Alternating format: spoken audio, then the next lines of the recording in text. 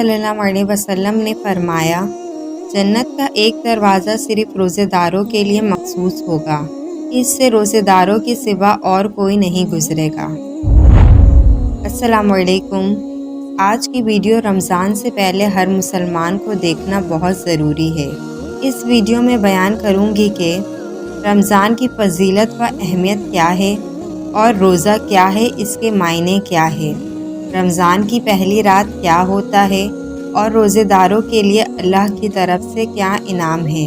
لہٰذا آپ لوگوں سے گزارش ہے ویڈیو کو آخر تک ضرور دیکھیں۔ رمضان المبارک اسلامی مہینوں میں سے 9واں مہینہ ہے۔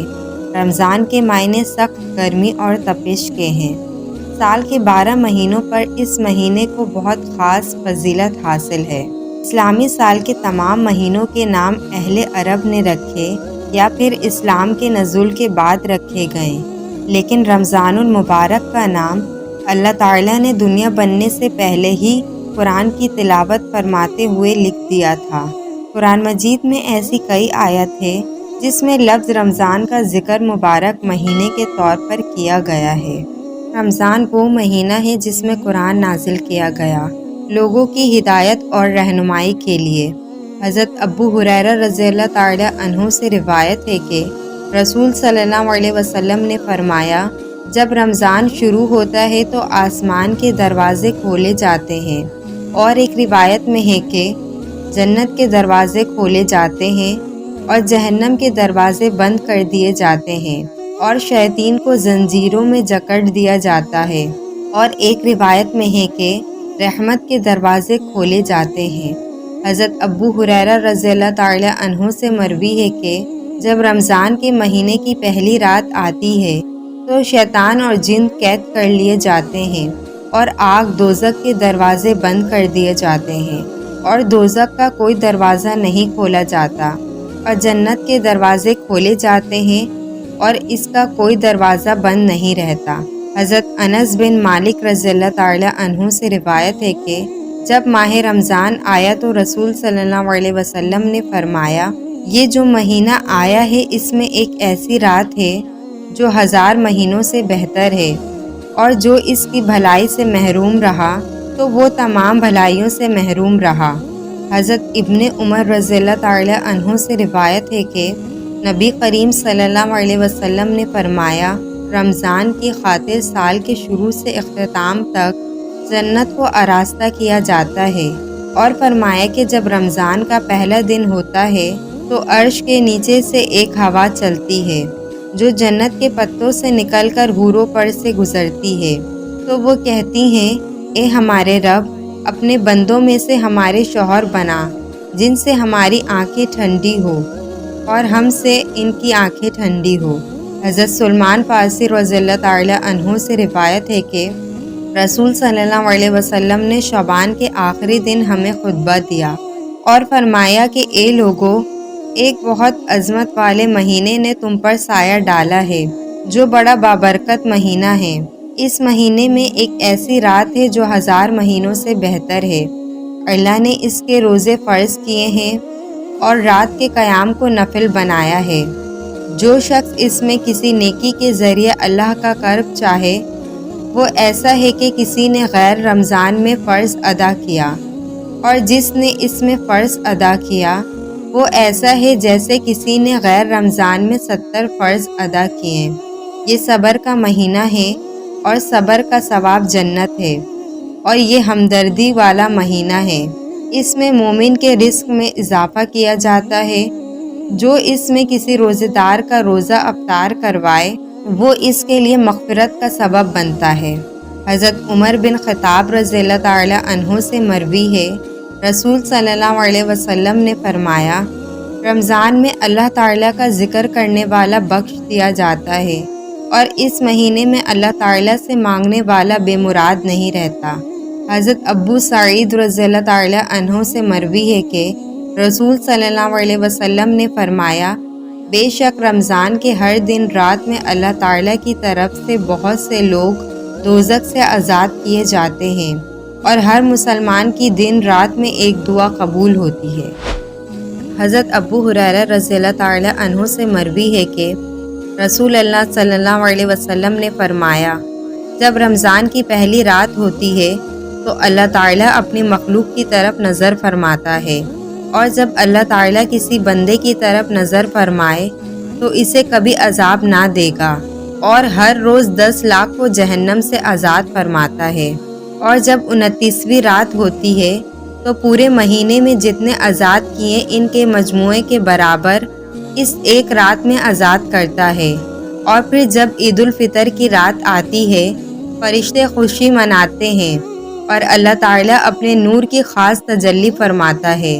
فرشتوں سے فرماتا ہے، اے فرشتوں، اس مزدور کا کیا بدلہ ہے جس نے کام پورا کر لیا؟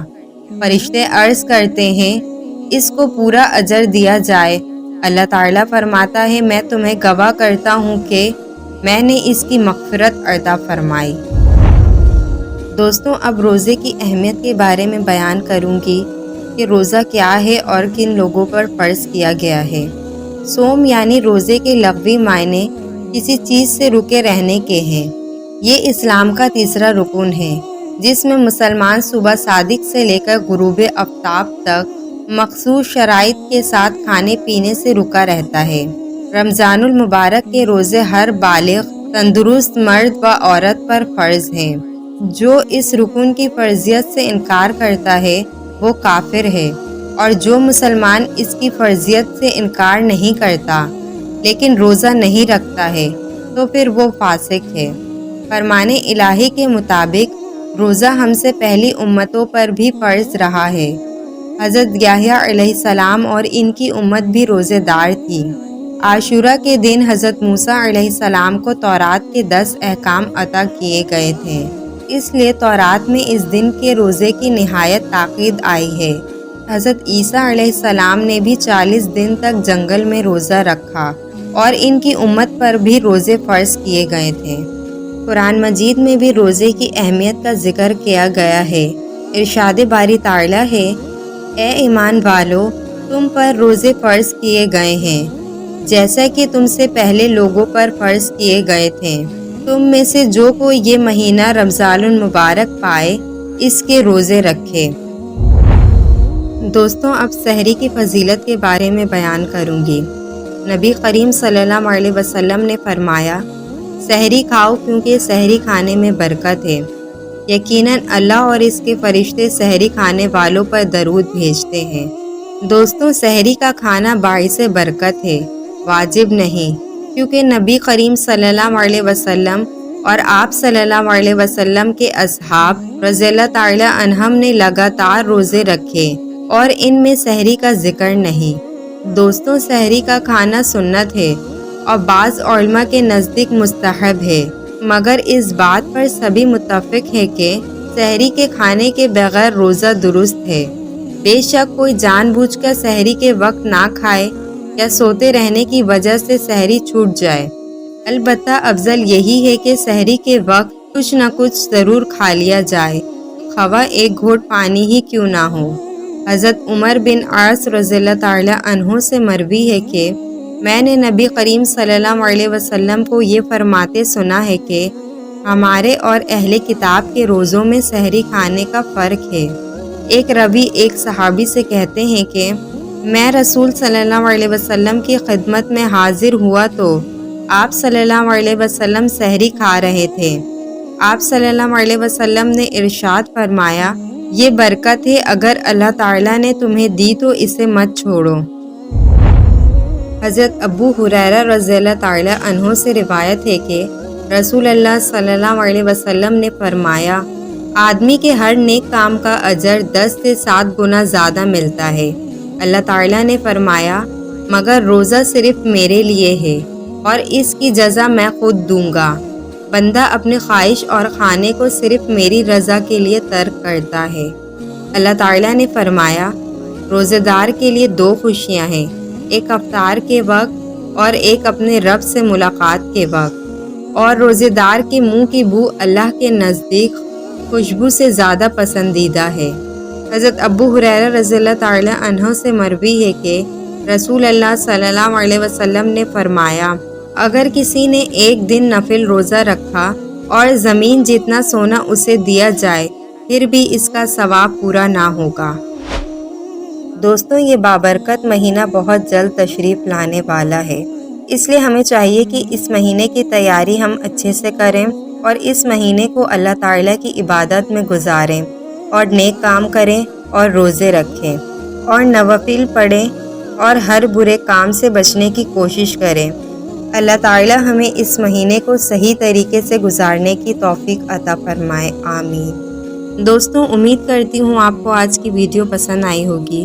اگر ویڈیو پسند آئی ہے تو ویڈیو کو لائک اور چینل کو سبسکرائب کریں۔ ملتے ہیں اگلی ویڈیو میں، فی امان اللہ۔